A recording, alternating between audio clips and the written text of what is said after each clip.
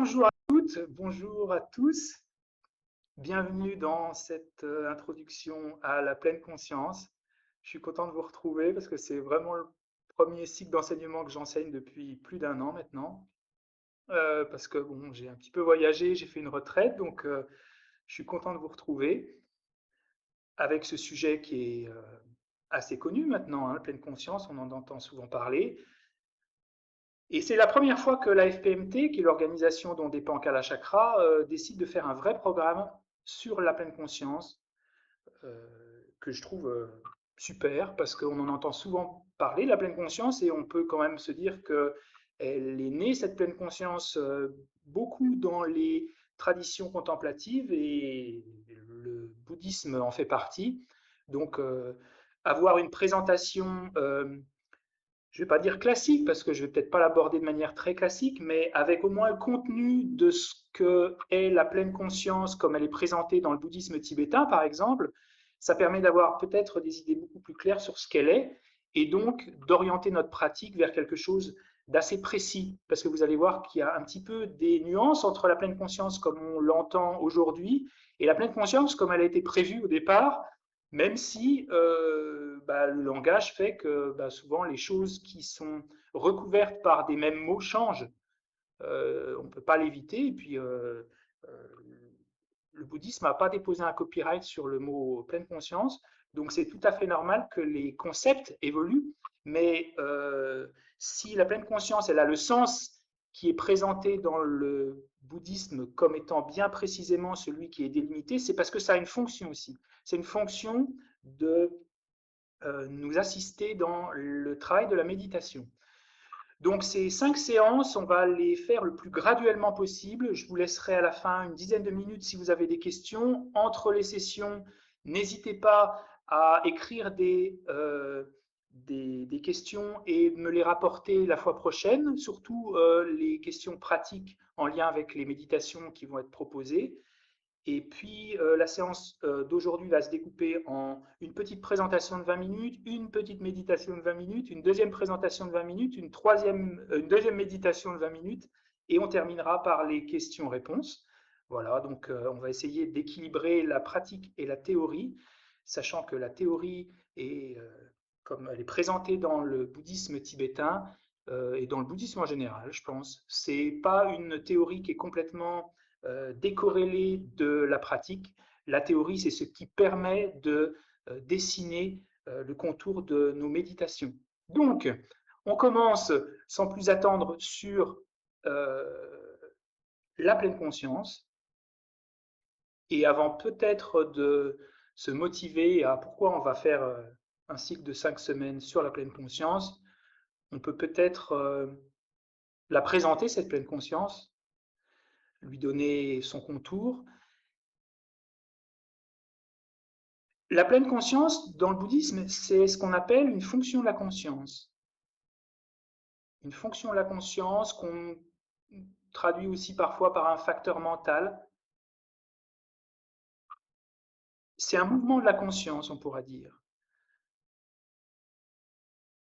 Notre conscience est immatérielle, elle est simplement le fait de connaître quelque chose, et à l'intérieur de cette conscience, on a diverses fonctions ou diverses manières de connaître. Certaines sont affectives, par exemple, j'aime ce thermos, c'est une manière de connaître ce thermos. Je m'engage vers ce thermos d'une certaine manière.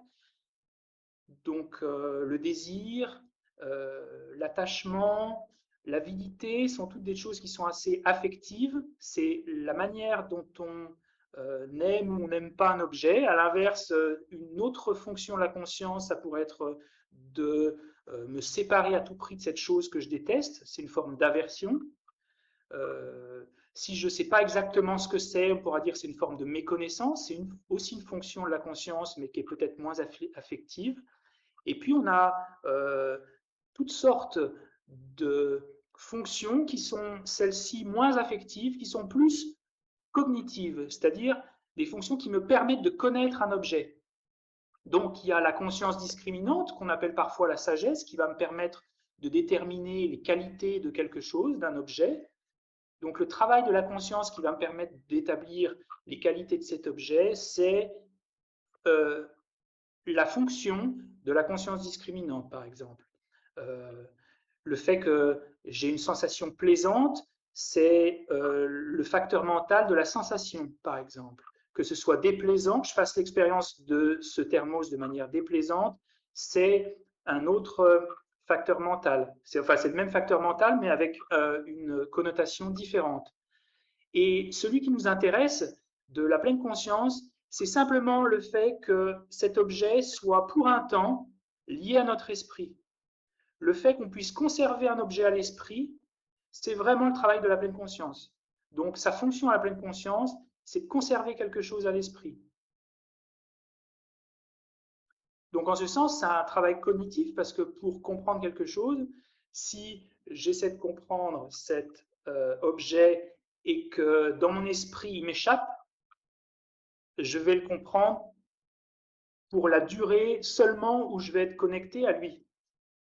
Donc, si je veux vraiment le comprendre, cet objet, il vaut mieux que je puisse le tenir pour le regarder, pour l'explorer. Donc, la fonction de la pleine conscience, c'est simplement ça. C'est très, très neutre. C'est simplement la fonction qui me permet de conserver quelque chose à l'esprit. On va dire c'est une glue mentale.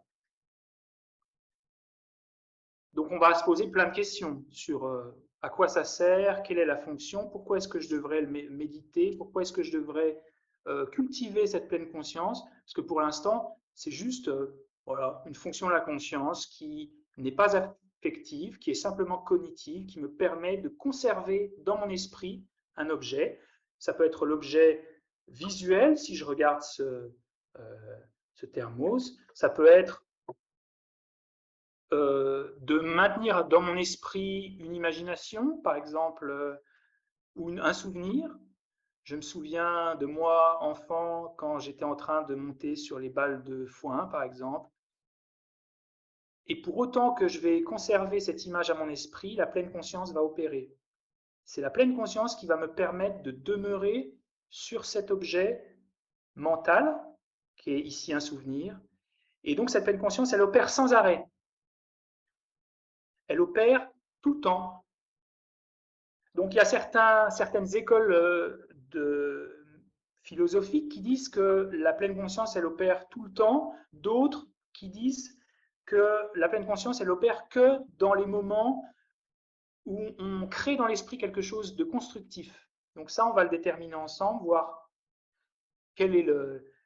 D'ailleurs, il n'y a pas forcément de bonne réponse à déterminer si elle opère sans arrêt ou elle opère simplement dans les consciences constructives, dans les choses qui ont du sens. On le verra ensemble.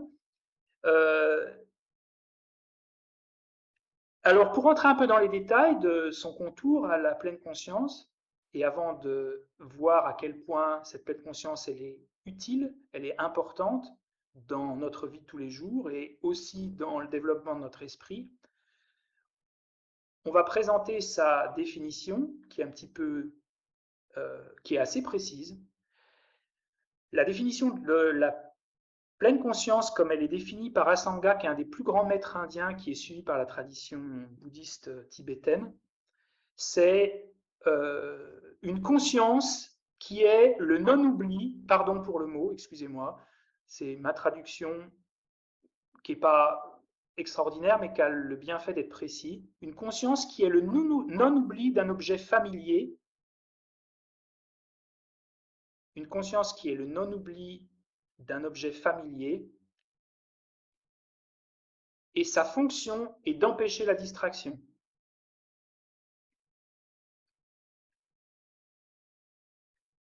Alors pourquoi ça va nous servir? C'est ce qu'on va voir. En quoi ça peut nous servir dans la vie de tous les jours?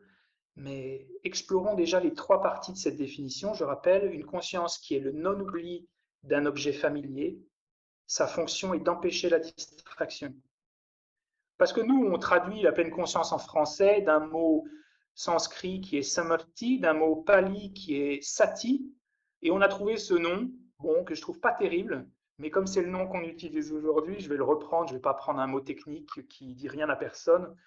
La pleine conscience, c'est aujourd'hui le mot le plus employé, mindfulness en anglais, qui est peut-être un peu plus valable que pleine conscience, parce que si on essaie de comprendre la pleine conscience en se disant simplement pleine conscience, ben en fait, on va tomber sur un sens qui n'est pas du tout le sens qui a été prévu au départ dans les traditions méditatives asiatiques et notamment bouddhistes. Donc, on peut arriver à attendre que la pleine conscience soit quelque chose au final qui n'est pas du tout la chose qui a été prévue au départ. Donc, la première caractéristique, c'est du côté de la chose qui est observée par la pleine conscience. La pleine conscience, elle observe un objet familier. Pourquoi? Parce qu'on a du mal à conserver à l'esprit quelque chose qu'on ne connaît pas suffisamment bien. Donc, l'objet de la pleine conscience, c'est quelque chose de familier. Donc, on peut déjà réfléchir au souffle, par exemple. Le souffle, si on veut méditer sur le souffle, il va falloir se familiariser avec lui avant. On ne peut pas méditer sur quelque chose qu'on n'a pas rendu certain. Parce que c'est comme si, par exemple, ce qui arrive quand on médite sur quelque chose qu'on n'a pas rendu certain, c'est un peu comme quand on répète un mot 50 fois qu'on ne sait plus ce que ça veut dire. On commence la méditation de pleine conscience sur le souffle, mais on ne sait pas vraiment ce que c'est. C'est juste les sensations, c'est le ventre qui bouge, c'est le bruit, c'est qu'est-ce que c'est le souffle. Donc on finit par naviguer un peu de manière approximative dans la pleine conscience et au final, on se focalise sur rien. On ne sait pas vraiment sur quoi commencer. Ou on commence la méditation avec un objet, puis on finit par méditer sur la lumière devant nous, puis la lumière se transforme en simplement les sensations tactiles à l'intérieur du corps.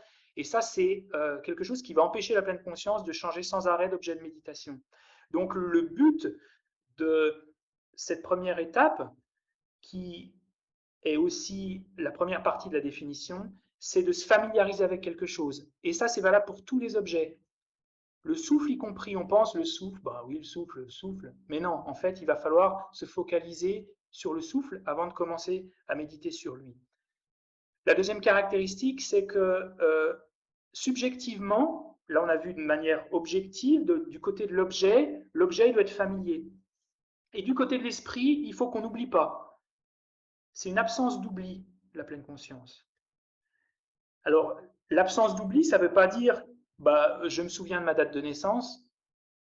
Non, en fait, le sens, c'est qu'on apporte à la conscience quelque chose sur lequel on s'est familiarisé, on se souvient de quelque chose. Par exemple, on m'a donné des instructions de méditation, par exemple, et ben, je vais les exprimer en les reprenant, en méditant à nouveau sur cette chose-là. Par exemple, si je vous dis on va définir le périmètre du souffle, par exemple, voilà ce qu'est le souffle, et bien ensuite, je vais me poser sur le souffle, et en ce sens, je vais faire le non-oubli de la conscience sur cet objet. Je ne vais pas oublier l'objet dans ce sens que je vais l'apporter à l'esprit.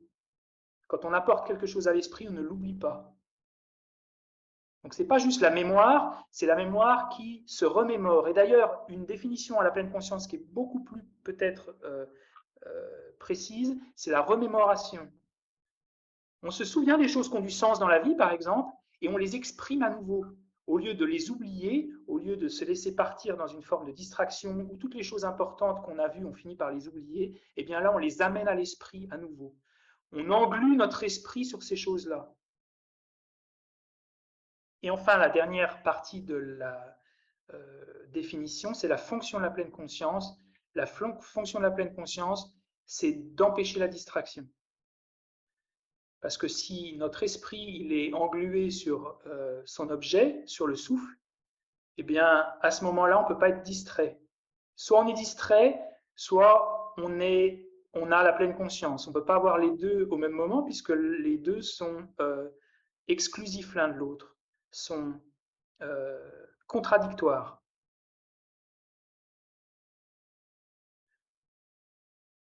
Donc, on va faire un petit test pour commencer, hein, avant de définir les qualités de la pleine conscience.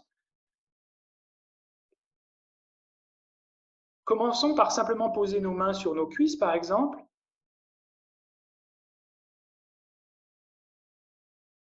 Et percevons juste la sensation de nos mains sur nos cuisses.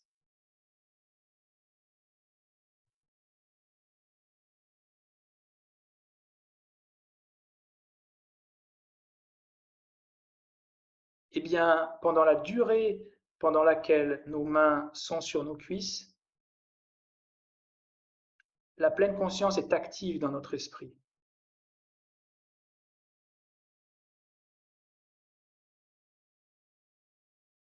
Si je suis conscient de la sensation tactile de mes mains contre mes cuisses, pendant cette durée, la pleine conscience est activée en moi.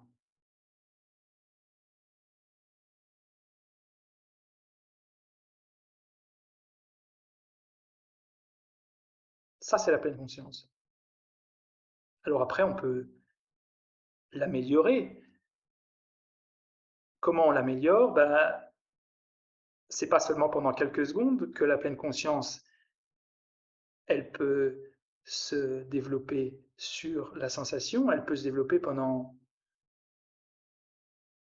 2 minutes, 5 minutes, 10 minutes. C'est un petit peu l'équivalent entre la colle UU qui va finir par se décoller et la super-glue qui, elle, va tenir plus longtemps dans le temps. Donc la pleine conscience, elle n'a pas besoin d'être géniale au départ. Ça, c'est pas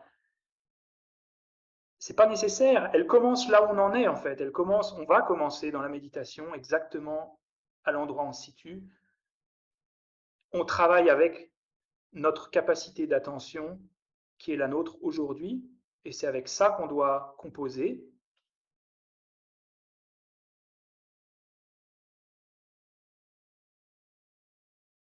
Donc parce que la pleine conscience, elle opère sur un objet familier, on va commencer maintenant par une méditation. Et dans toutes ces méditations des 5 semaines, on va commencer par se familiariser avec l'objet.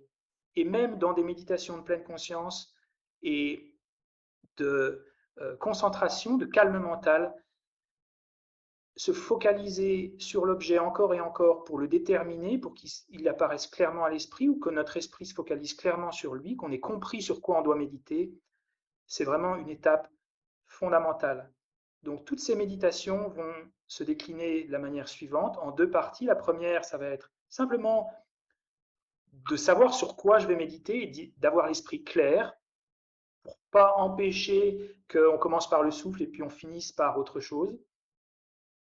Et ensuite, l'étape, ça va être de se focaliser calmement sur le souffle en développant cette fois non plus la clarté, mais bien plutôt la stabilité mentale, qui sont les 2 ingrédients fondamentaux de la concentration et de la pleine conscience. Que l'esprit soit à la fois clair, intense, assez joyeux et en même temps détendu.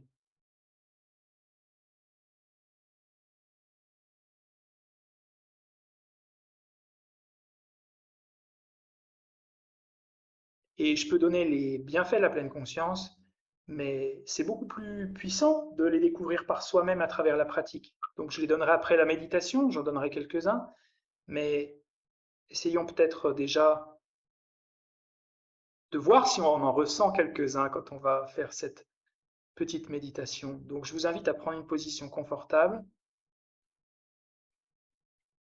pleine conscience du corps en se servant des mains. Une position qui vous donne à la fois l'impression d'être tonique et détendu, trouver un petit peu cet équilibre, comment ça s'exprime dans mon corps.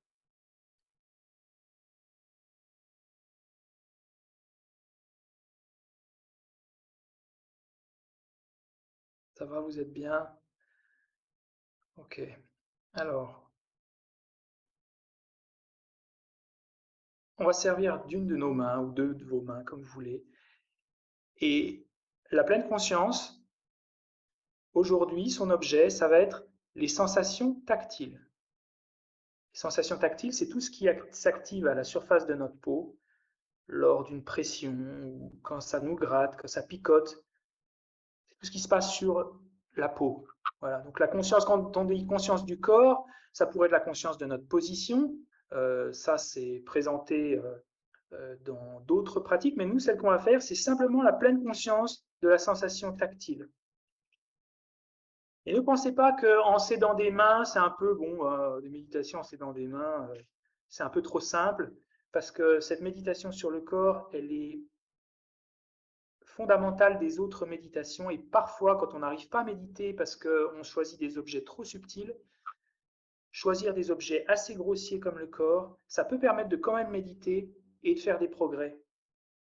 Donc, on va scanner avec nos mains les diverses parties du corps. Et dans cette première partie, le but, c'est simplement de se dire, OK, bah, je fais ce qu'il faut. J'appuie sur mon nez, je sens quelque chose sur mon nez. C'est ça, pendant le moment où mon attention est portée sur mon nez, c'est ça la pleine conscience. Je fais ce qu'il faut. C'est bon. Donc, je vous invite à commencer à toucher le sommet de votre tête. Et si vous êtes distrait, si vous pensez à autre chose, c'est pas grave. On prend la conscience exactement là où elle en est. C'est le matin, samedi matin. Vous avez peut-être plein de choses à faire, une semaine difficile. Non, on fait vraiment avec notre niveau d'attention et on n'essaie pas d'ajouter à quand même un petit peu la difficulté de l'exercice une forme d'attente en se disant il faut absolument que je sois complètement focalisé. Non, non, on prend la conscience où elle est et on essaie simplement de sentir la sensation de nos mains sur le sommet de la tête. Ok, sur le front maintenant.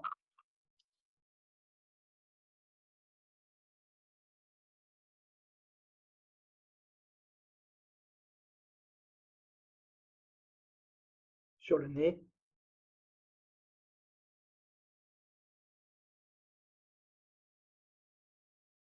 Sur la bouche.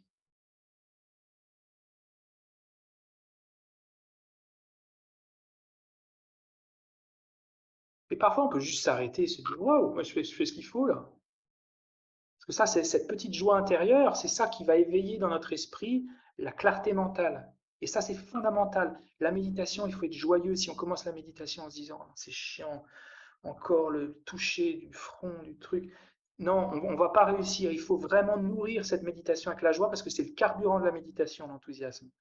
Quand j'enseigne sur le calme mental, le premier des pouvoirs mentaux à développer, c'est la joie.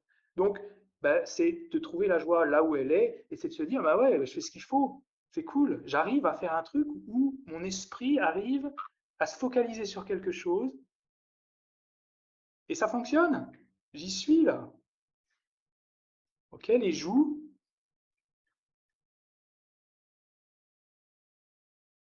Waouh. Les oreilles.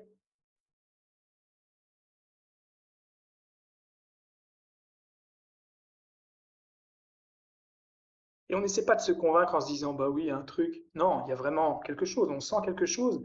Et la pleine conscience, avec ces petites touches, va finir par s'instaurer dans l'esprit, d'autant plus facilement qu'on a de la joie à le faire. C'est difficile d'avoir un esprit concentré quand l'esprit est sans joie. Le cou,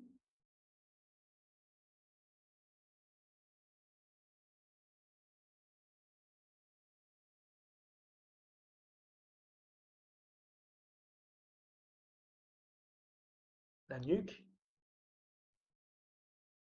Est-ce que c'est chaud? Est-ce que c'est froid? Est-ce que ça picote? Est-ce que ça tire? Est-ce que la peau est sèche? On peut essayer de passer doucement de la VHS, des vieilles télés des années 50,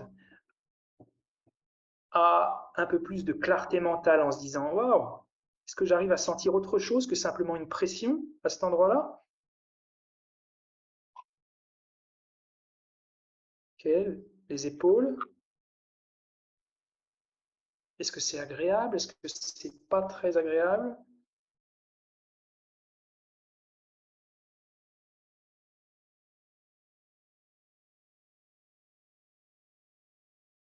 Et en fait, c'est à travers ces petites touches, on n'essaie pas on étire l'esprit en fait. Là, on essaie de développer les capacités claires que l'esprit a de se focaliser sur quelque chose en voyant clairement les choses.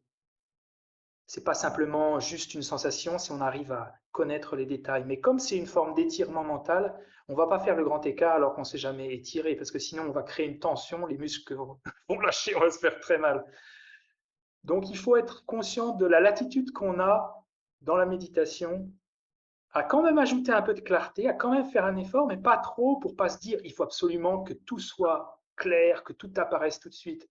Et ça, c'est dans l'expérience que vous allez trouver, ben, est-ce que dans mon étirement, je vais ajouter 2 centimètres ou est-ce que je vais ajouter 1,5 centimètre?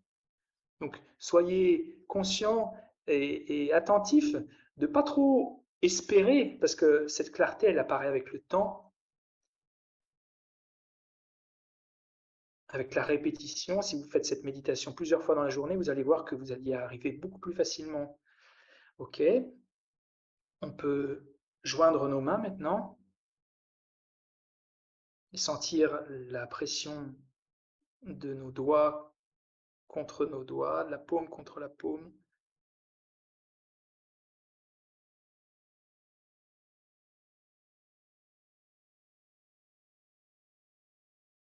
C'est ça. Dès que mon esprit se focalise dessus, ça y est, la glu mentale, elle opère. On ne sait peut-être pas encore à quoi ça sert, mais en tout cas, j'arrive à me focaliser sur quelque chose.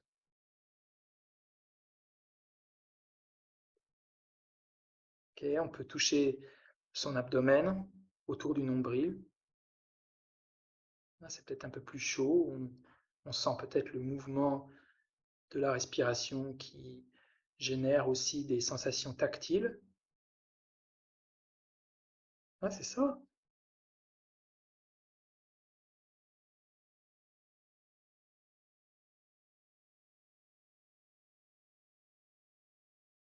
Développer la clarté, une forme de contentement aussi. Pas grand-chose à faire. Simplement se focaliser sur quelque chose en se disant qu'on le fait bien. Le bas du dos,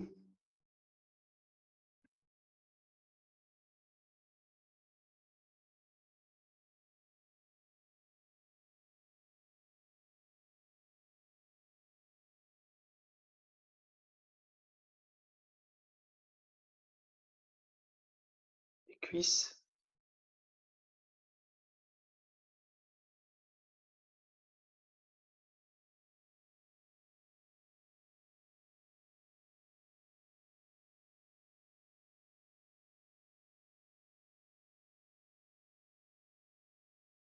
les genoux. Et de temps en temps, on essaie de se dire, ah, j'essaie d'augmenter un peu la définition. Comment on fait? Ben, on se dit, ouais, je fais bien ce qu'il faut. Ça y est, ça, c'est les sensations tactiles. On essaie d'augmenter la certitude qu'on a. Alors la certitude, c'est comme la pleine conscience, c'est quelque chose qu'on peut avoir de mauvaise qualité, ouais, bah bon, ça c'est ok, ou d'avoir cette certitude mais avec de l'intensité mentale, en se disant waouh,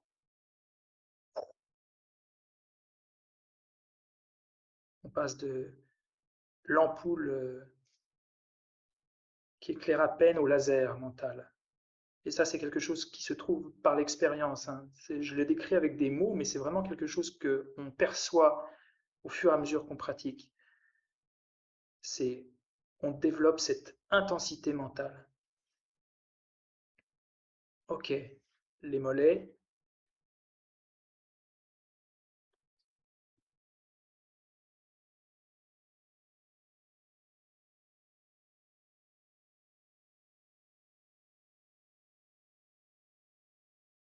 les pieds si vous êtes accroupi, sinon vous pouvez rester sur les genoux. Si vous êtes assis sur une chaise, ça va vous faire vous courber, peut-être c'est pas très agréable, donc vous pouvez rester sur les genoux.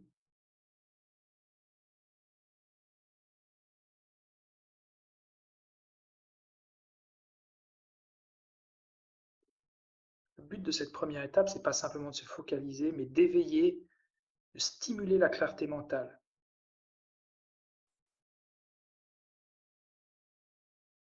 qui fait qu'on se familiarise avec l'objet de méditation, avec un peu plus de finesse, d'intensité, de clarté.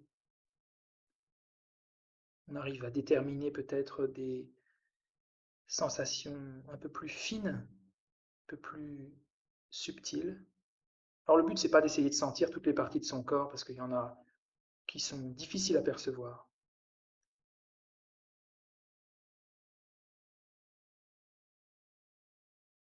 Et ce qu'on va faire pendant ces 5 semaines, c'est toujours la même chose. Première partie, on éveille la clarté. Deuxième partie, on travaille sur la détente et la stabilité. C'est ces deux facteurs qui, conjointement, peuvent produire une forte concentration, une forte pleine conscience.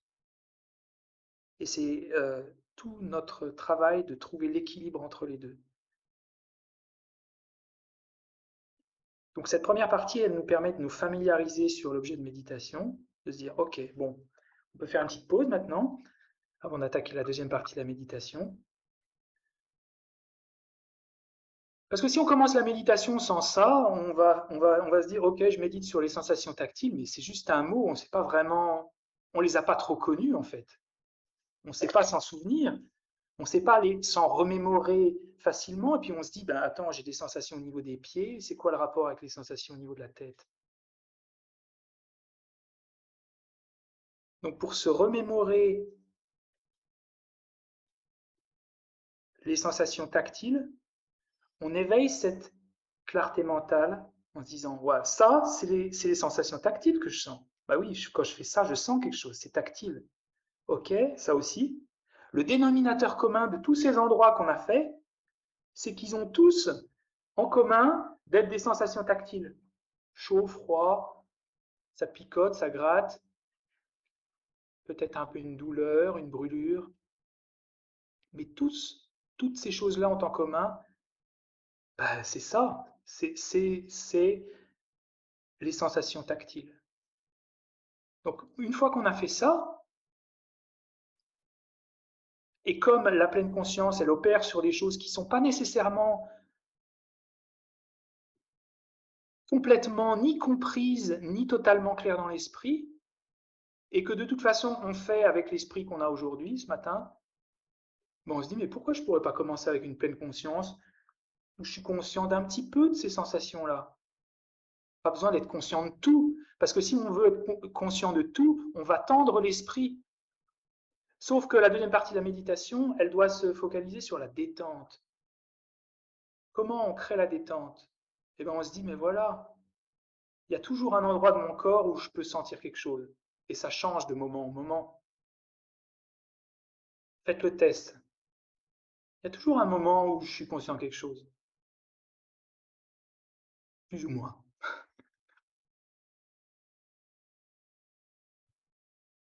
Pleine conscience du corps, ça ne veut pas dire que je dois être conscient de 100% des sensations partout dans le corps. C'est complètement impossible, ça. Enfin, pas en tout cas quand on commence, comme nous. Mais on peut être conscient peut-être d'1 ou 2%. Tiens, parfois j'ai la sensation de la main. J'ai pas besoin d'aller les pêcher, j'ai pas besoin de les faire apparaître. Ces sensations, elles sont toujours là, plus ou moins. Donc la deuxième partie de la méditation, c'est simplement de se dire, ben voilà, elles sont là. Pas besoin de faire grand-chose. Dans la première partie de la méditation, on est allé comme inspecter des grumes qui flottent à la surface de l'eau, des gros rondins de bois, un par un. Puis on sait ce que c'est maintenant des grumes, on n'a plus besoin d'aller dans l'eau. Là, on prend le transat, on se met sur le bord de la rivière et on regarde les rondins qui passent, qui sont renouvelés sans arrêt. Bah oui, parfois je suis un peu plus conscient des pieds que du sommet de la tête. Et la pleine conscience, avant qu'on fasse la deuxième partie de cette méditation, hyper important, et ça on l'étudie vraiment quand on travaille sur le calme mental, c'est que la pleine conscience, elle peut opérer avec simultanément des pensées. C'est-à-dire que chaque fois qu'on a une pensée, ça ne veut pas dire nécessairement qu'on a perdu la pleine conscience. En réalité, il y a des distractions qui nous font perdre complètement l'objet, c'est-à-dire qu'il y a un moment, on est complètement parti, Et d'autres, l'objet, c'est-à-dire les sensations ne sont pas très claires, on a un petit bruit ou une petite chanson dans la tête, mais on n'est pas complètement encore distrait. Parce que si chaque fois qu'on a la moindre perturbation, on se dit « je suis distrait », on va empêcher la pleine conscience de s'établir. Donc dans la première étape, on peut simplement se dire, ben voilà, s'il y a un peu du brouhaha dans la tête, c'est normal parce que de toute façon, dans euh, les étapes de la méditation, c'est quelque chose qui disparaît assez tard. Donc c'est normal, c'est complètement normal si même vous êtes distrait, que vous perdez complètement l'objet. Ne vous brusquez pas, parce qu'on travaille avec l'esprit qu'on a. Et le but étant d'établir une forme de détente. Pour établir la détente, il ne faut pas qu'on s'offusque à chaque fois qu'on a une distraction. Donc, dans cette étape, là, on se détend en se disant, voilà, ben bon, elles sont là les sensations, j'ai pas besoin qu'elles soient là en haute définition. Et on fait un peu l'inverse de la première étape. La première étape, on va travailler sur la clarté. Et la deuxième, on va simplement se détendre en se disant, j'ai plus besoin de clarté, puisque la pleine conscience, pour commencer, il faut simplement qu'elle soit à minima. Et je vais quand même avoir un peu du brouhaha dans la tête, mais ça ne veut même pas dire forcément que je dois revenir vers l'objet, puisque j'y suis peut-être encore un peu. On peut avoir dans l'esprit peut-être 20% de pleine conscience sur les sensations, et puis 80% de brouhaha, une pensée, qu'est-ce que j'ai mangé à midi, qu'est-ce que j'ai fait hier. Et on doit quand même maintenir le cap en se disant, bah oui, j'ai pas de problème, je suis encore dessus. Ce qui va créer une forme de confiance, qui va créer une forme de stabilité, qui va permettre à la pleine conscience de s'établir plus facilement dans l'esprit. Donc, je vous invite à prendre à nouveau une position confortable, qu'on fasse un petit test. On va voir une autre occasion pendant cette session.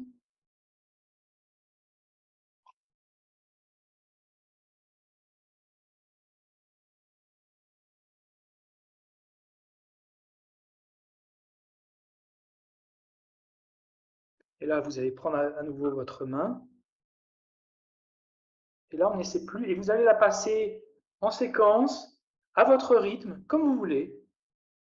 Et vous dire, OK, ça, c'est les rondins de bois à la surface de l'eau. Ils sont toujours là. Et je me détends. Je me détends dans le fait que, bah voilà, ma pleine conscience, elle est établie. Elle n'est pas optimale pour commencer. Mais en tout cas, elle fonctionne. Sensations. C'est les sensations. C'est les sensations. Et vous ne le répétez pas sans arrêt de se dire c'est les sensations, c'est les sensations. C'est quelque chose qu'on fait surtout dans la première partie de la méditation. Là, essayez simplement d'être avec les sensations, sans le forcer, sans espérer avoir une haute définition mentale. Essayez de le percevoir un petit peu. Je vous laisse quelques instants.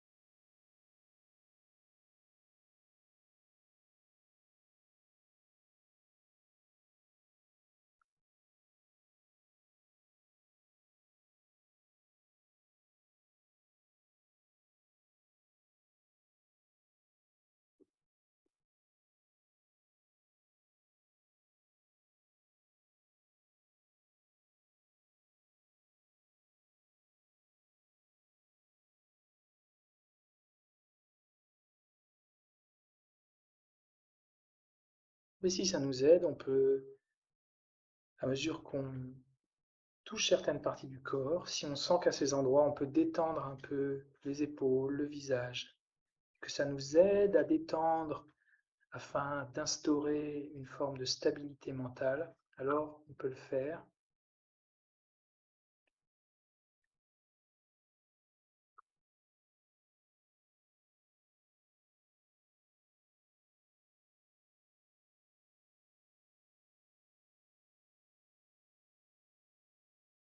Je rappelle que le but de cette partie, c'est plus la haute définition, c'est simplement de se satisfaire de cette appréhension même partielle de nos sensations tactiles, de s'installer.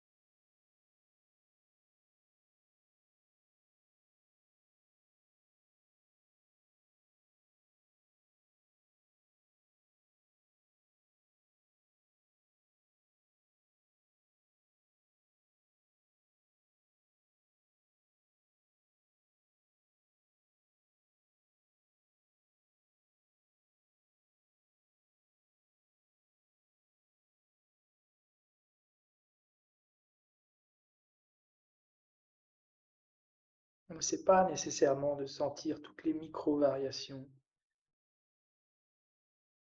des sensations, simplement d'être à minima. Et encore une fois, minima, ça ne veut même pas dire qu'il n'y a pas forcément de pensée passagère, mais au moins, on ne perd pas complètement l'objet, et même si on le perd complètement, alors on peut revenir sur lui. Vous pouvez essayer différents rythmes, si vous êtes à l'aise en touchant une des parties de votre corps et en demeurant simplement avec ça, vous pouvez le faire.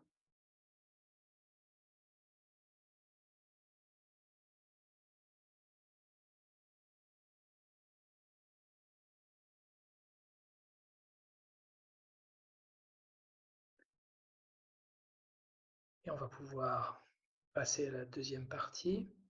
Calmement, vous pouvez ouvrir les yeux si vous les aviez fermés. Et commencer par petites touches, c'est important aussi pour conserver une forme de joie. Pas faire trop longtemps. On se rend compte parfois que c'est en faisant, par exemple, la première partie de cette méditation pendant plein de petites touches dans la journée. Parce que la première partie, elle est plus, on va dire, elle est plus analytique que la seconde. On peut faire des petites touches, essayer de trouver la clarté. Ah, et ça pleine conscience, presque 1 ou 2 secondes. Mais de manière répétée, vous allez sentir qu'au bout d'un moment, waouh, on sent le haut débit. Par contre, la deuxième partie, elle a besoin vraiment de temps de s'installer Et on peut penser que c'est contradictoire de se dire dans la première partie de la méditation, j'éveille la haute définition pour au final me contenter d'une télé des années 50. Mais non, c'est comme ça qu'on fait. Parce qu'il faut que l'objet apparaisse un peu pour qu'on puisse n'en saisir que 10% par exemple. La première partie, elle permet à l'objet d'apparaître, en l'occurrence ici le souffle, de permettre à l'esprit de se focaliser sur lui. Et la deuxième partie, elle n'en prend que 10%. Mais si on loupe ça, en fait, on prend 10% de quelque chose qu'on n'a même pas rendu très certain dans notre esprit. On se dit oui, c'est le souffle, mais on ne sait pas vraiment sur quoi on doit méditer, on l'oublie assez rapidement. Donc en fait, c'est un aller-retour constant entre ces deux paramètres de l'esprit qui va vraiment créer dans l'esprit une forme d'attention, de concentration et de pleine conscience forte. Ça, c'est vraiment issu de la tradition tibétaine, particulièrement la fonction de ces deux qualités, de la clarté et de la pleine conscience. La pleine conscience, quand elle est pratiquée en Asie du Sud-Est, elle met plus au départ l'emphase sur la détente. Donc, c'est deux choses qui sont différentes et à vous d'essayer de voir ce qui vous correspond le mieux. Mais en tout cas, la manière dont moi je l'ai appris dans la tradition tibétaine et particulièrement Gelugpa, c'est l'alternance de ces deux facteurs de clarté et de stabilité. Donc maintenant, les bienfaits de la pleine conscience. Pourquoi on a besoin ou on peut développer un peu plus de pleine conscience? Parce que l'inverse de la pleine conscience, c'est la savonnette mentale. La savonnette mentale, c'est l'incapacité de l'esprit à s'engluer sur quoi que ce soit. Vraiment, l'autre extrême de l'esprit, c'est on n'arrive pas à emmener notre esprit sur quoi que ce soit. Sauf que si on n'emmène pas notre esprit sur quoi que ce soit, l'esprit, il n'est pas complètement inactif. Si ce n'est pas nous qui choisissons, qu'est-ce qu'il va choisir? Ce qu'il va choisir, c'est nos distractions, nos habitudes, notre brouhaha mental, nos histoires, nos traumas, nos schémas, toutes ces choses qui sont le ronron mental qu'on ne contrôle pas du tout. Alors il y a des choses, heureusement, dans l'esprit qui sont du ronron mental et qui nous rendent service, heureusement, parce que sinon on serait quand même mal barré, mais il y a aussi toutes sortes de ronron mental qui nous dessert à long terme, qui nous empêche peut-être de voir clair dans notre existence, de choisir ce qui a du sens, de calmer l'esprit. Ce ronron mental, il va se rappeler à nous pendant qu'on dort, il va nous empêcher de dormir, il crée, parce qu'il a une contrepartie physique, toutes sortes de désagréments dans le corps qui sont des troubles qui peuvent être liés au stress, mais le stress, c'est une forme de ronron mental de toute une catégorie de pensées qui va porter des désagréments dans l'esprit et dans le corps. La distraction, c'est le fait que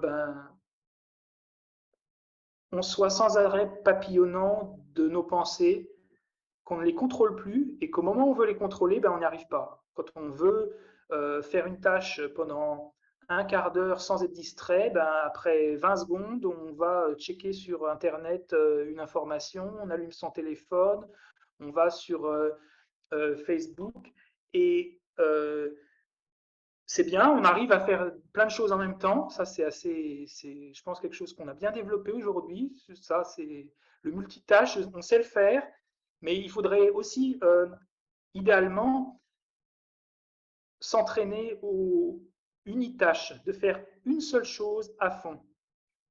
Parce que quand on a des pensées qu'on aimerait vouloir transformer, je ne dis pas éradiquer, mais juste transformer, il va falloir qu'on ait une certaine emprise sur notre esprit, un certain contrôle. Et en général, soit c'est l'autopilote qui fonctionne, soit c'est notre décision consciente. Et il y a beaucoup de choses dans la vie qui nécessitent des décisions conscientes. Et je pense que la pleine conscience est aussi hyper importante dans un monde ultra connecté où jamais, je pense, on a été fragmenté d'autant de tâches du matin au soir, d'autant de tâches différentes. Notre capacité d'attention a complètement décliné. Je crois qu'on est distrait toutes les 50 secondes. Quand on fait une tâche, toutes les 50 secondes, on interrompt ce qu'on est en train de faire pour faire autre chose, sauf qu'en s'habituant à ça, eh ben, on perd contrôle de notre esprit et on génère dans l'esprit toutes sortes de choses toxiques qu'on n'arrive plus à dépasser parce qu'on n'arrive plus à voir clairement, à stabiliser l'esprit. Donc tout ça, c'est quelque chose qui est contrecarré par la pleine conscience, parce que dans la pleine conscience, on fait l'inverse. Plutôt que de faire du multitâche, on choisit un objet et on se focalise dessus. Et on retrouve un peu plus de latitude mentale et on peut se focaliser sur quelque chose qui est aussi insignifiant que le souffle et trouver beaucoup de joie, beaucoup de paix à le faire. Parce qu'on y arrive, parce qu'à ce moment-là, on n'est pas complètement sous l'emprise de nos perturbations, de notre excitation. On arrive à faire quelque chose et il se passe quelque chose dans le corps aussi qui est vraiment bénéfique.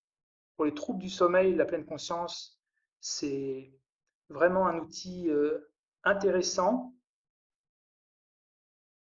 mais qui nécessite sans doute de l'habitude. C'est quelque chose qui est un peu intégré dans un mode de vie plutôt que de penser que c'est quelque chose qui rapidement offre des résultats. C'est un peu une transformation de la manière dont on gère notre esprit peut-être. Alors,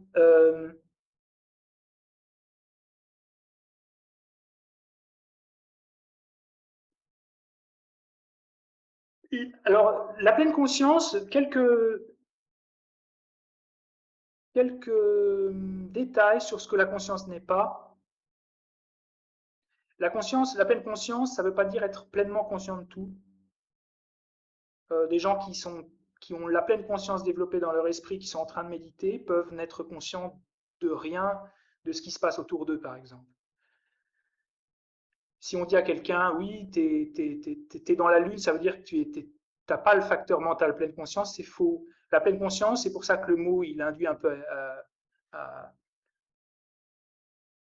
il nous pousse à l'erreur un peu. La pleine conscience, ça ne veut pas dire être pleinement conscient de tout. Ça veut dire juste les choses sur lesquelles on veut être conscient, ben, on ne les oublie pas. C'est-à-dire que je peux être totalement conscient du souffle, mais il y a du bruit, les oiseaux qui chantent, je ne suis pas du tout conscient de ça. Pleine conscience ne veut pas dire être pleine conscience de tout. Pleine conscience ne veut pas dire que c'est une forme de métacognition. Ça ne veut pas dire que pleine conscience, je suis toujours conscient d'être conscient, par exemple. Non, je peux être conscient de mon souffle sans être conscient que je suis conscient de mon souffle. Ce n'est pas nécessairement lié à la métacognition, même si elle peut être active à ce moment-là. Une différence entre la pleine conscience comme elle est présentée dans la tradition méditative bouddhiste, dans la psychologie bouddhiste, c'est pas une conscience ouverte qui prend tout ce qui vient. Par exemple, je me pose et s'il y a des sons, bah, je prends les sons. Si je laisse complètement libre champ à mon attention. Je guide absolument pas. Non, dans la pleine conscience, on choisit quelque chose et on se fixe sur lui. Est-ce que si je suis conscient de mon souffle, c'est nécessairement la pleine conscience? Bah, pas forcément, parce que si je dois méditer sur, par exemple, les sensations tactiles et tout à coup je me porte sur mon souffle, bah, c'est plus la pleine conscience des sensations tactiles, on peut dire que je perds l'objet.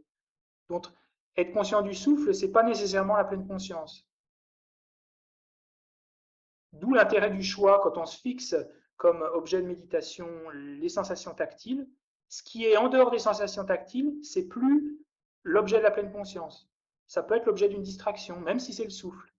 Même si on pense que le souffle, bah, c'est un objet de méditation, bah non.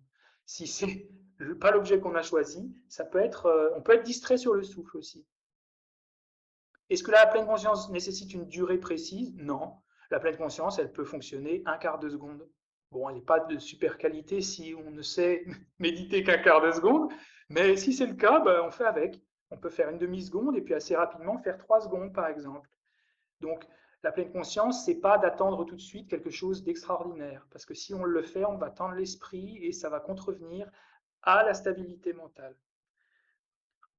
Est-ce que la pleine conscience n'existe qu'avec une clarté intense? Non. La pleine conscience, on l'a vu, ça peut être quelque chose d'assez trouble, pas de super qualité, mais c'est en gardant une forme de confiance dans ce manque de qualité, mais qui opère quand même, la pleine conscience opère quand même, qu'elle va pouvoir fleurir dans l'esprit. Il ne faut pas la brusquer, la pleine conscience. Il ne faut pas lui dire non, non, tu fais pas comme il faut, t'es pas super là, t'es pas au top. Déjà, tu restes pas très longtemps. Deux, t'es pas très clair, parce qu'elle va pas vouloir revenir dans l'esprit, la pleine conscience, si on la brusque.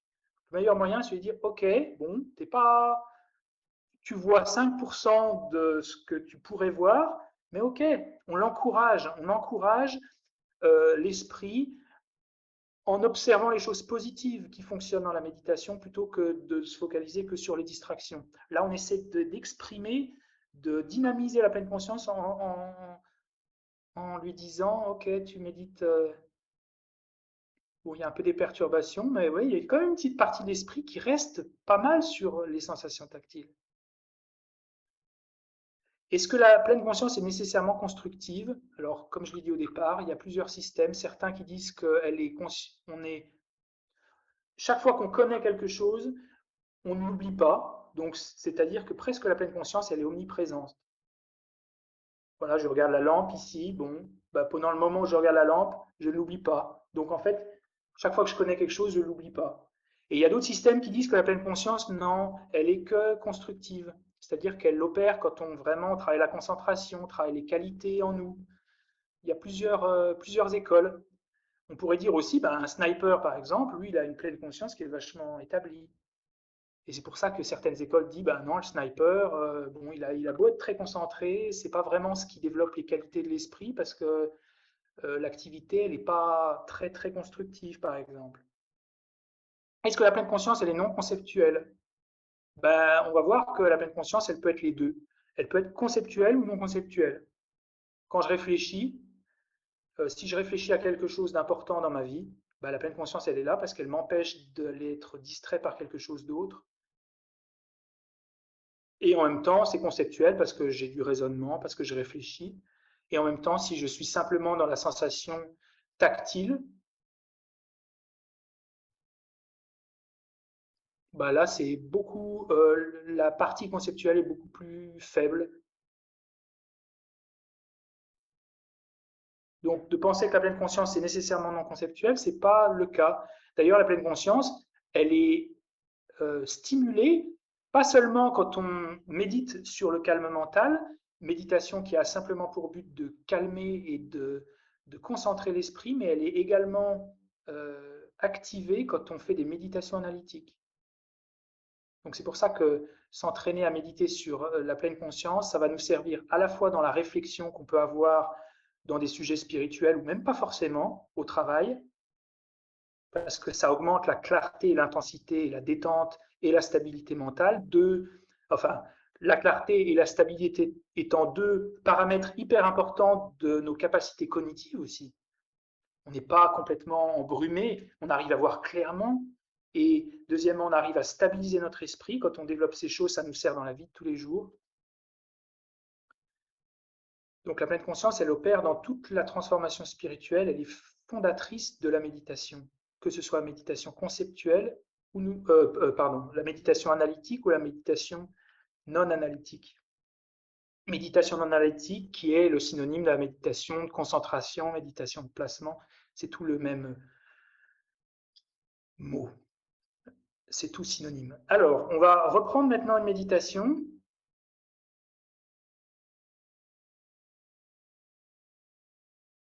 Cette fois-ci, on va ne plus utiliser les mains. Mais pendant quelques jours, vous pouvez essayer, si vous le souhaitez, de continuer avec les mains et puis peut-être en milieu de semaine prochaine, commencer à faire sans main. Mais c'est juste pour vous montrer un petit peu les instructions. Et encore une fois, deux parties à cette méditation, qui est un peu une forme de signature de certaines des méditations du bouddhisme tibétain. C'est que déjà on doit trouver l'objet et après on se focalise sur lui. Donc là on va scanner, mais on ne va plus utiliser nos mains, on va utiliser notre faisceau mental pour percevoir les sensations tactiles, par exemple au sommet de la tête.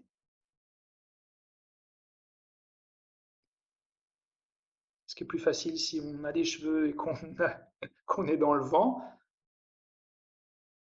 Si on perçoit rien, c'est pas grave.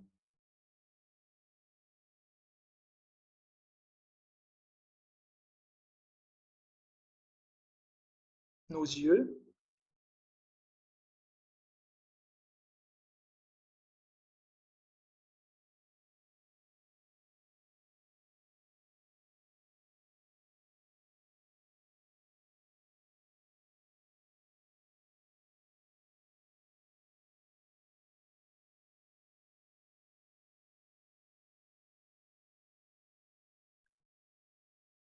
le contact de nos lèvres,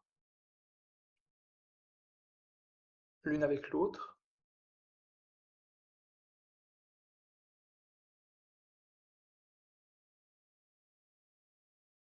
Et parfois, encore une fois, se dire, oh waouh, j'arrive, j'arrive à rester 2 secondes, je sens quelque chose, oui.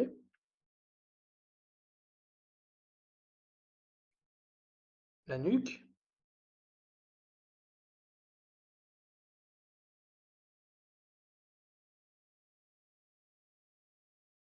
on procède par petites touches. Si on est distrait, pas grave, ça fait partie de la méditation au départ.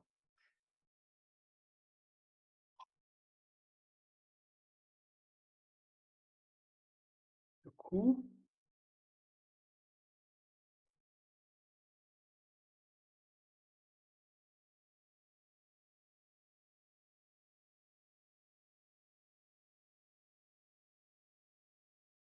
les épaules. Première partie de la méditation qui a pour but de développer la clarté mentale. On finisse cette première partie en disant, ouais, je sais ce que c'est maintenant, les sensations tactiles, ça c'est l'objet que j'ai choisi, ok, objet familier maintenant. Il n'est pas simplement familier parce que c'est ce que j'ai choisi, il est familier par expérience. Ah ok, ah ouais, les avant-bras.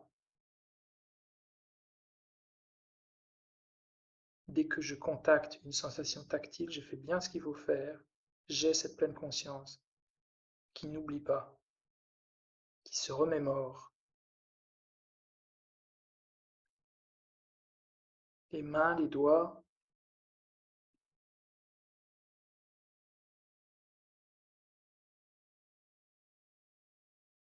je n'essaie pas de faire un grand écart, simplement de mesurer le taux d'effort nécessaire pour à la fois essayer de faire avancer un petit peu cette clarté en l'accompagnant, sans tomber dans une forme de nervosité. Il faut absolument, ça fonctionne pas, de raideur.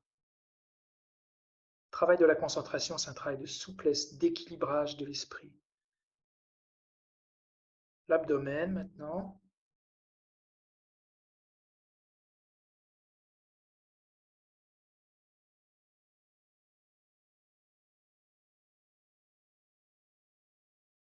Ok, je sens quelque chose.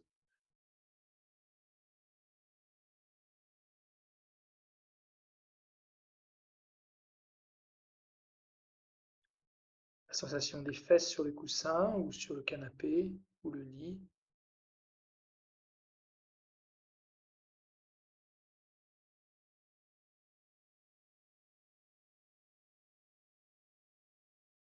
Ben oui, c'est ça.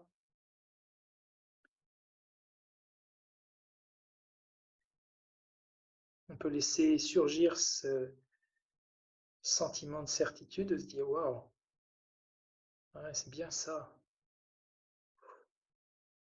Les genoux,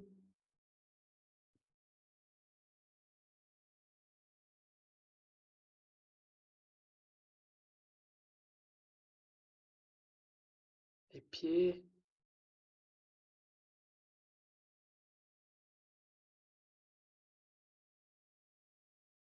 C'est une liste non exhaustive, hein. Le but, c'est pas de couvrir toutes les parties du corps, le but, c'est d'éveiller la clarté mentale. Ok, donc je peux faire une petite synthèse en me disant, bon, alors c'est quoi l'objet? C'est les sensations tactiles. Donc faisons juste le test quelques instants, percevoir les diverses sensations tactiles à travers le corps et de se dire, waouh, c'est ça, avec une forme d'intensité.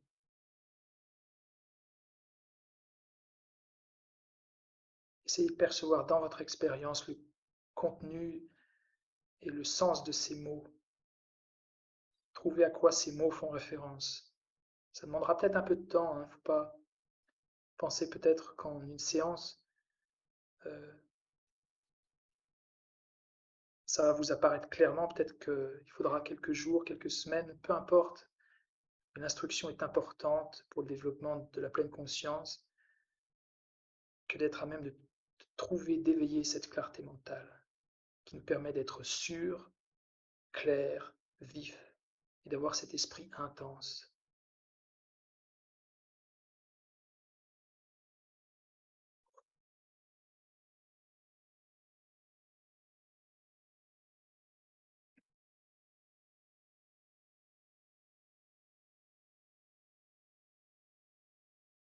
Et comme si on étirait un élastique, vous savez, les vieux élastiques, on les étire, mais ils ne reviennent pas forcément au point de départ. Ben là, c'est ce qu'on a fait avec la clarté, on pourrait continuer. On a étiré l'élastique de l'esprit et ben, au final, on l'a étiré sur 20 centimètres et au final, on a gagné 1 centimètre. Ben, c'est exactement ce qu'on fait dans la première partie de la méditation. On étire de 20 centimètres. Et la deuxième partie, on se contente de, ben, il revient à son point de départ, sauf qu'il a gagné un petit peu en clarté mentale. Et on se contente de ce petit centimètre en se disant, bon, maintenant, j'ai plus besoin d'aller fouiller dans toutes les sensations tactiles. Conserver une appréhension générale du corps, de ses sensations, et m'installer dans cette appréhension imparfaite, changeante, et de me détendre, sans que ça devienne une injonction bien sûr, d'accompagner le corps à se détendre en percevant diverses parties du corps et en les apaisant.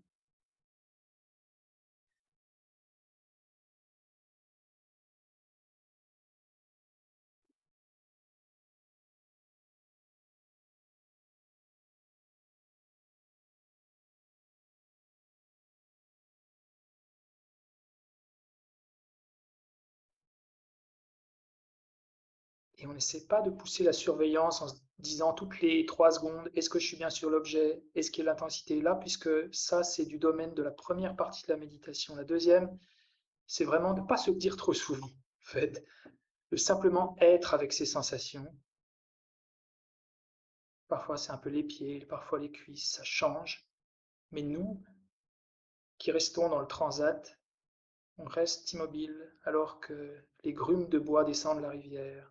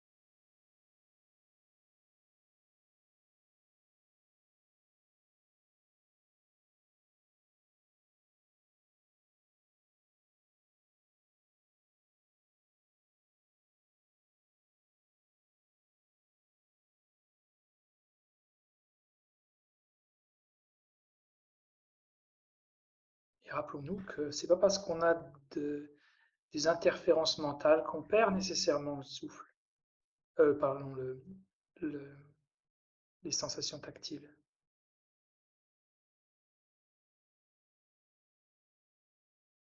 Et parfois même, on est encore un peu conscient sans que vraiment même les sensations apparaissent clairement. Mais ça, c'est pas grave non plus.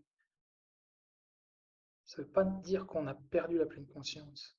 C'est juste que l'esprit est pas tout à fait clair pour contacter l'objet, mais il ne l'a pas complètement perdu non plus. Donc dans tous ces cas, on peut se détendre encore plus en se disant, OK, ce qu'on me demande au départ, c'est vraiment quelque chose qui correspond à ce que je peux faire, à l'état de mon esprit maintenant. Ça prend en compte toutes mes distractions, ça ne les exclut pas.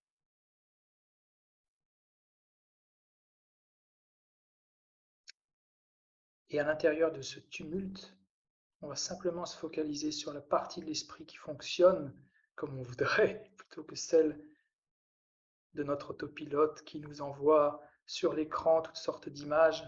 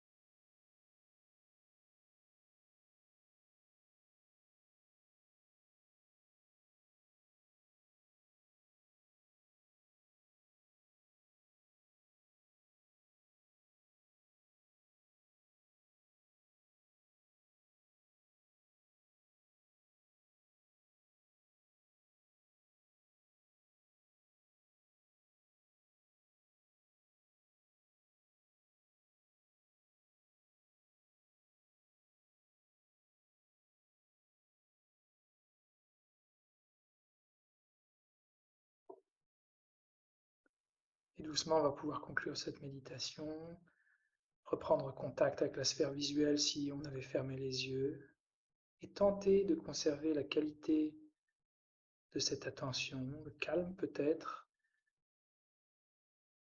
qu'on aura peut-être développé, en tout cas un peu plus, pendant cette méditation.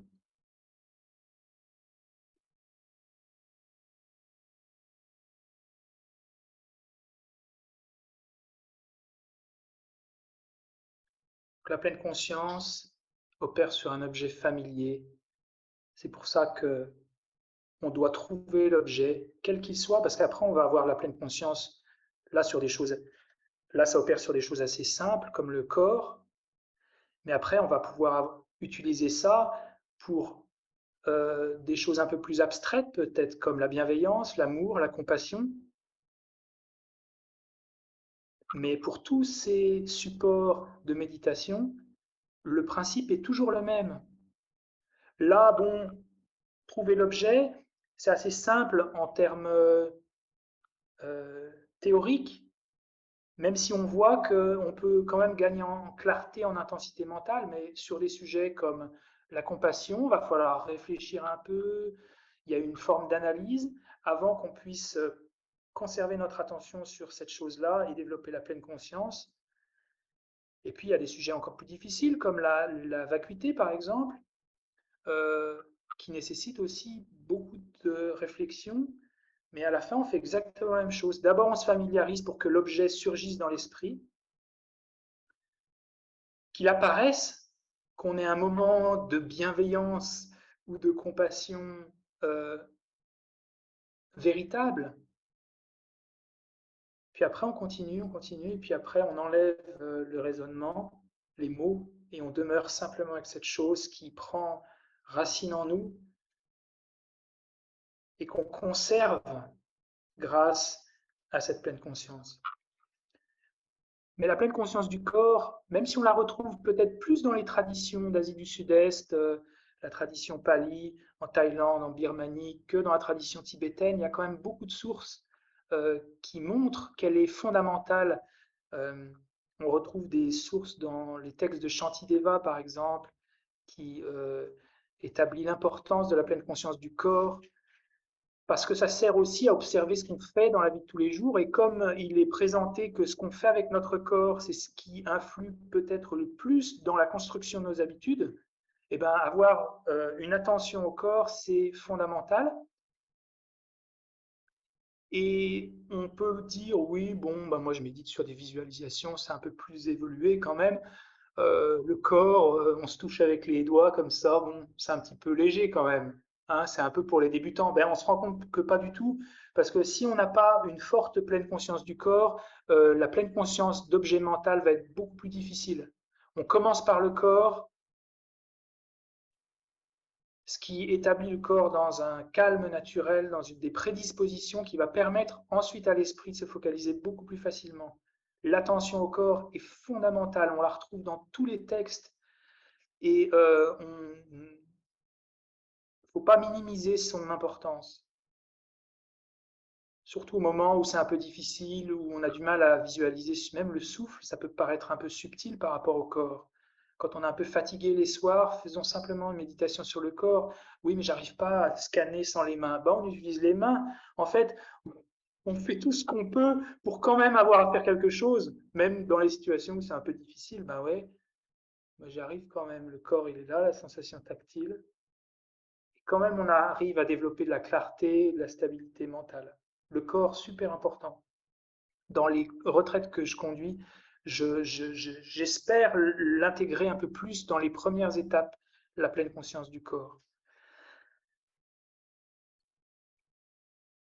Cette session va bientôt être terminée. Si vous avez des questions ou des remarques, n'hésitez pas. Vous allumez votre micro. Oui, Roger? Moi, je voudrais revenir sur quelque chose que tu as dit tout à l'heure.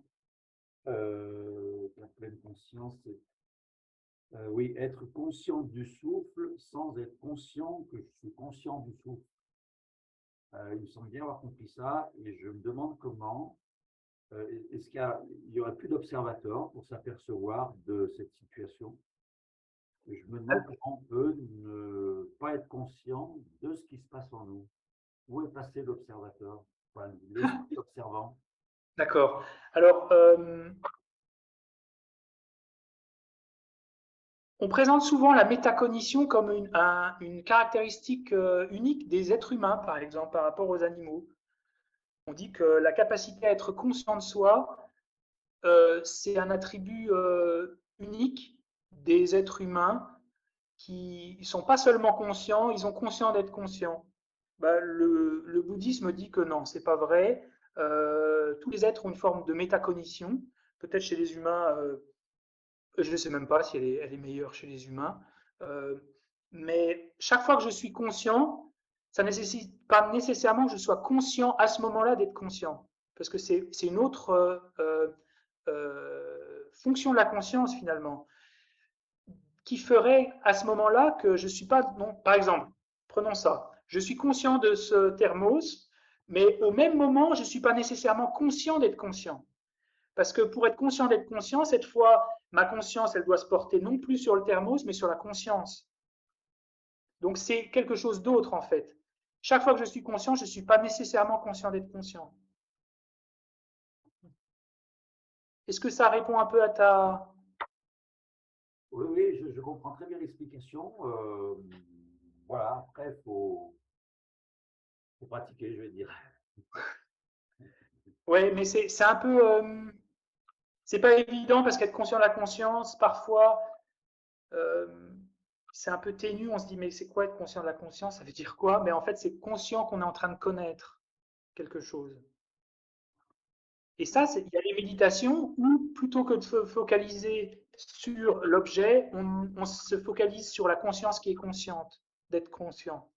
Donc là, l'objet de méditation, c'est la nature de la conscience.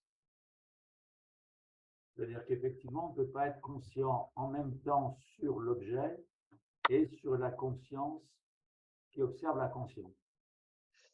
On ne peut pas avoir deux pensées au même instant. C'est un petit peu ce que tu veux dire. On,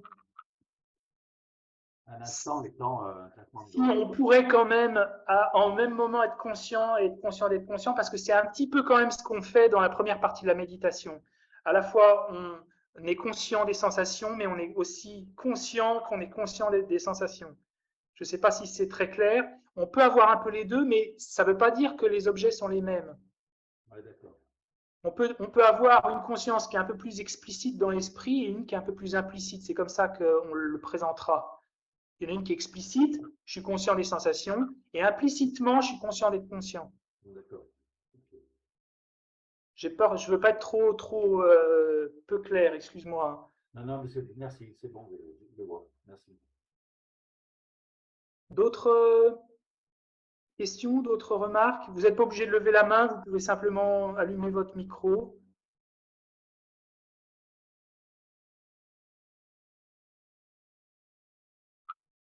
Catherine, tu voulais... Non, Catherine dit... non, non, non, non, non, Ah d'accord, j'ai vu que tu avais j'assimile. allumé ton micro.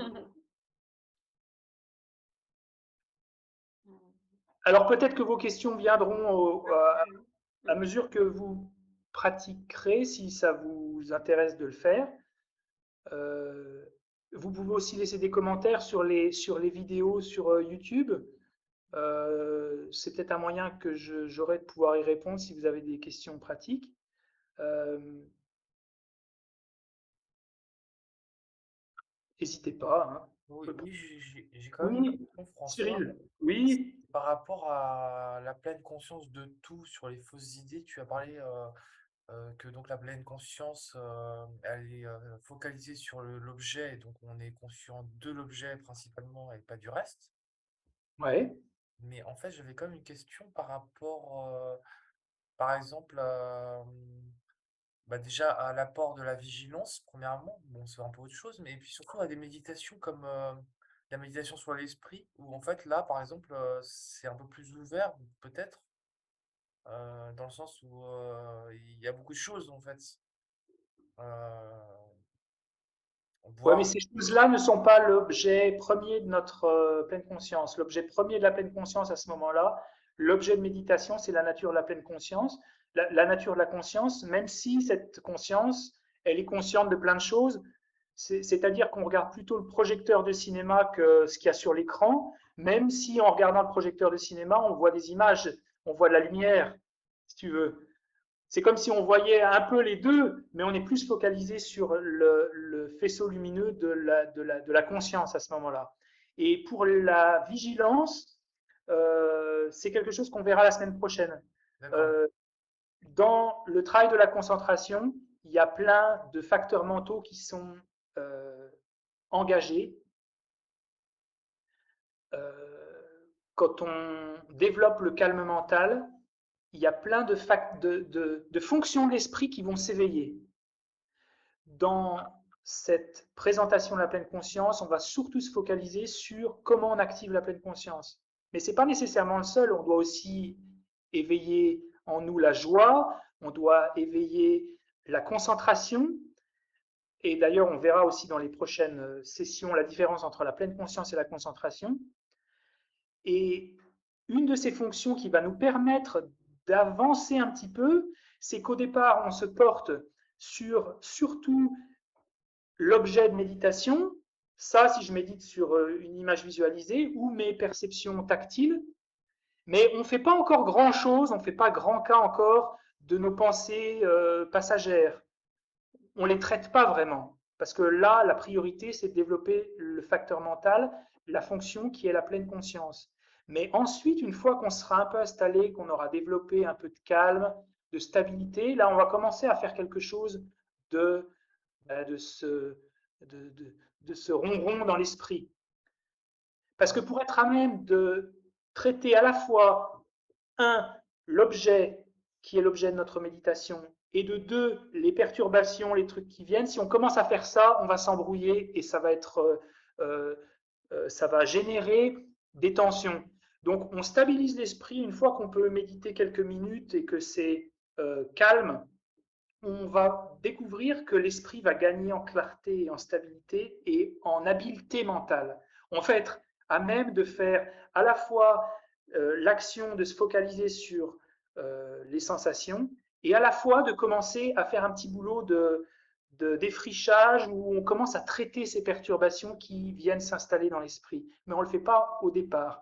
Donc à ta question de ces méditations où on a une forme d'ouverture sur plein de choses, par exemple dans la vie de tous les jours, on peut avoir une forme de pleine conscience quand on est en train de conduire sa voiture, mais on doit aussi observer les choses qui sont en dehors du sujet de la conduite, par exemple.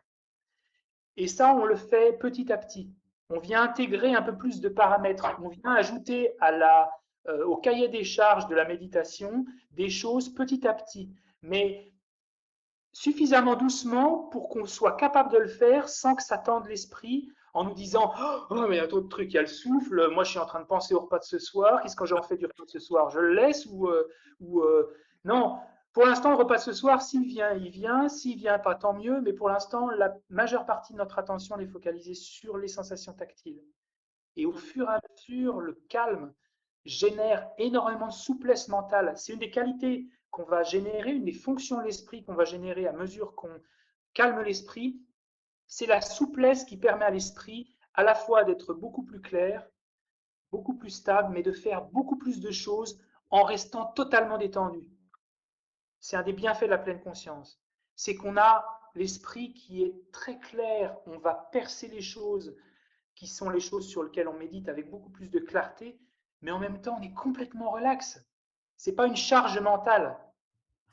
En fait, on démultiplie les capacités de l'esprit, les capacités cognitives, les facultés d'attention, tout ça en étant complètement détendu.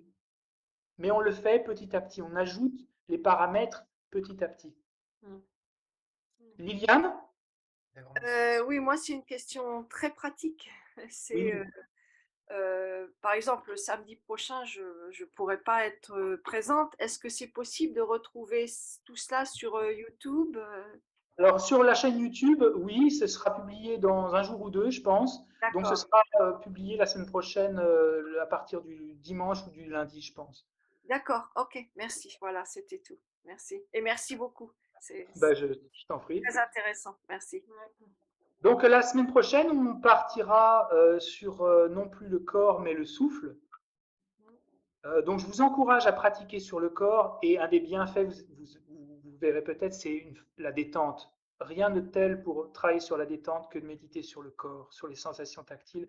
Et au bout d'un moment, on s'installe dans une forme d'immobilité qui n'est plus une absence d'action, qui est simplement le bien-être, d'être là simplement avec son corps, à rien faire, d'être assis sur le coussin et d'être connecté à quelque chose de plaisant qui, à mesure qu'on se connecte à lui, nous détend, nous apporte du bien-être.